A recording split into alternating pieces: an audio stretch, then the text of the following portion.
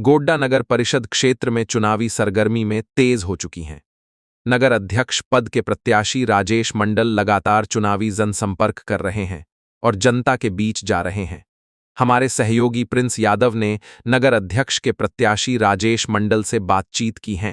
परिषद क्षेत्र में है और गोड्डा में नगर परिषद का चुनाव है। चुनाव को लेकर वो चुनावी सरगर्मी अभी तेज हो चुका है। तो हमारे साथ बातचीत करने के लिए गोड्डा नगर परिषद क्षेत्र के अध्यक्ष पद के प्रत्याशी राजेश मंडल है। राजेश मंडल लगातार जनता के बीच जा रहे हैं और राजेश मंडल जिससे हम बातचीत करेंगे और बातचीत करने के लिए हमारे साथ राजेश मंडल।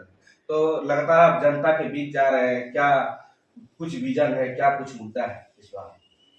देखिए, जनता पिछले अध्यक्ष के कार्यकाल से त्रस्त है, चाहे वो भ्रष्टाचार का मुद्दा हो, चाहे भ्रष्टाचार का मुद्दा हो, चाहे शहर के विकास का कोई मैटर हो, चाहे इनके कार्यकाल में जितने कार्य कराए गए हैं उसमें अनियमितता बरती गई हो, इन सारे बातों को लेकर, और सबसे बड़ा बात उनके बिहेव की बात हो। लोग जो चाहता है कि हमारा अध्यक्ष कैसा हो, हमारा अध्यक्ष किस तरह से हो, जो कि गोड्डा बुद्धिजीवी क्षेत्र माना जाता है, इसलिए लोगों में काफ़ी जो है उसके प्रति आक्रोश है।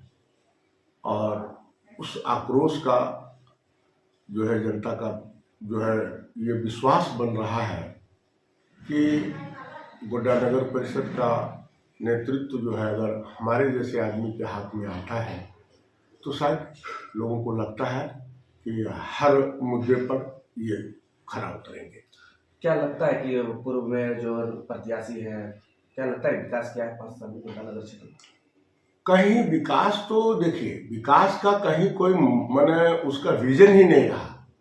सिर्फ अपना पॉकेट गर्म करने के लिए जनता के द्वारा दिए गए टैक्स या फिर सरकार के द्वारा दिए गए पैसे का किस तरह से बंदरबांट किया जाए, उसने अपने कार्यकाल में ये किया है और जनता उसको भली भांति समझ चुकी है। मतलब ये रहता है कि कोई चीज हो लेकिन जनता के समझ में ना आवे तो एक बात है। यहाँ सब लोगों को ये लगता है कि हर तरह से बोलिए, चाहे आज गोड्डा के विकास को लेकर के जो मैंने आप गंदगी देख रहे हैं, चाहे मतलब सफाई कर्मी का नियमित भुगतान का बात हो, या फिर आम समस्या जो है नाली का, आपका जो शहर गंदगी से भरा पड़ा है, एक मैंने क्या कहते हैं इसको, जिले का राजधानी ही इसको अगर बोला जाए कि जिला का शहर है, और इसके आप मुख्य बाजार के 10 नंबर 11 नंबर जैसे वार्ड 1 और 2 इंटीरियर के तरफ तो आप ना जाए, आप यहाँ पर जब गलियों में चल के देखेंगे तो लोगों को नाक बंद करके चलना पड़ता है। इस कदर गंदगी का आलम है कि लोग कैसे उसमें जीते हैं, और जानते ही हैं कि इससे ज़्यादा लोगों का स्वास्थ्य भी अफेक्टेड हो रहा है।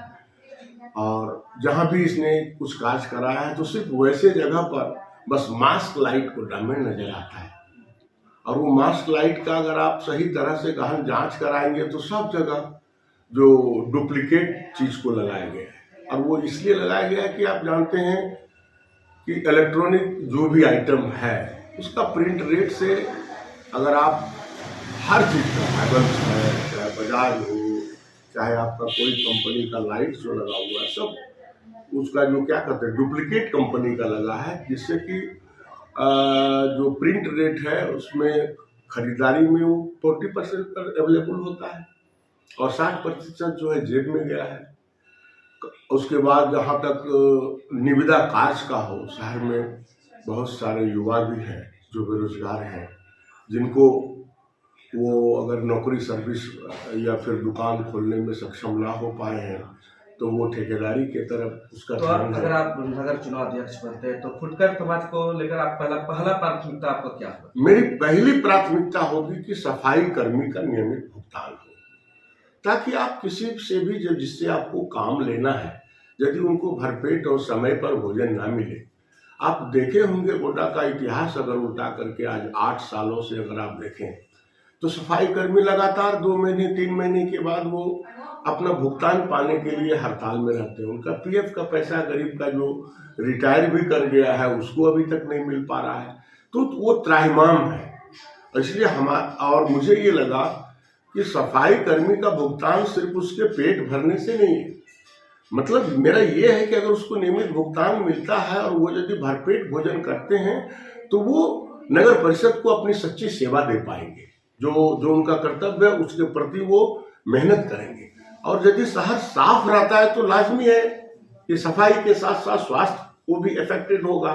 आज गलियों में मच्छर है, फॉगिंग का काम जो है शहर में, आप लोग भी अगर मीडिया के बंधु हैं, आप सारे लोग भी शहर में हम लोगों से ज्यादा घूमते हैं, तो आप देखेंगे कि यहाँ फॉगिंग सिर्फ मशीन जो है नगर पालिका में लोग जो जाते हैं अगर ऑफिस, तो वही देखने को मिलता है।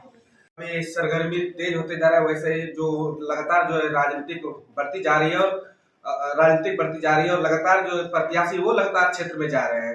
तो हमारे साथ बातचीत करने के लिए राजेश मंडल जी थे।